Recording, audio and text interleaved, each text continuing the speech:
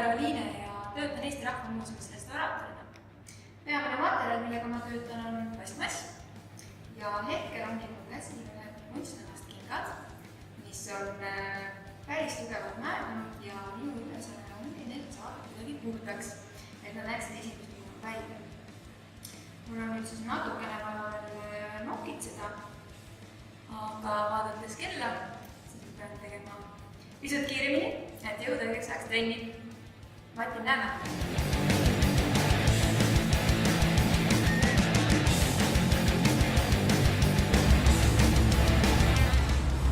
Tšau!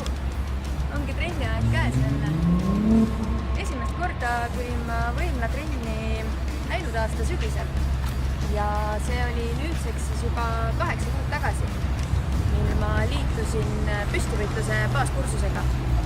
Ja oma idee selleks sain ma tegelikult sellest, et ma olin tolleks ajaks juba pea 4 aastat jõusaalitreeninguga tegelenud ja mulle tundus, et oleks tarvis mingisugust uut moodi liikumist, mingisugust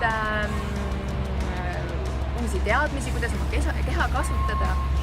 Ja siis mul oligi, et kas ma lähen teotantsu või MMA-sse ja MMA tundus natukene parem variant enesekaitseks, nii et selline otsus siis tuli sealt. Ja lisaks siis enesekaitsele ja päris korralikule füüsilisele treeningule olen ma võimlast saanud sellise huvitava sisemise julguse, et iseendast üle olla.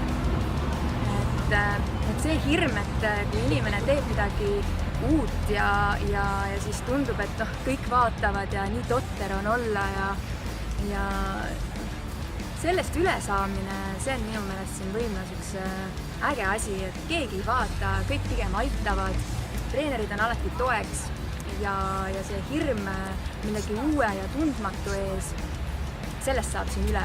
Nii et Matil, näeme!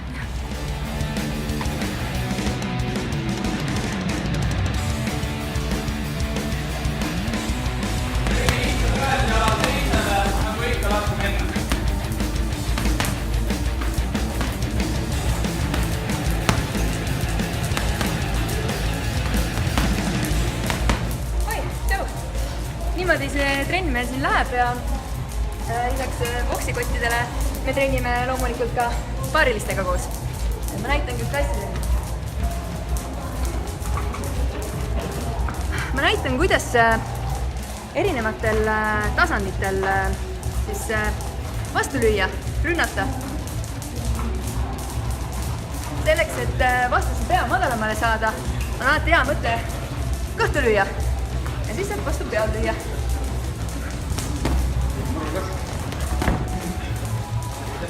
Vot,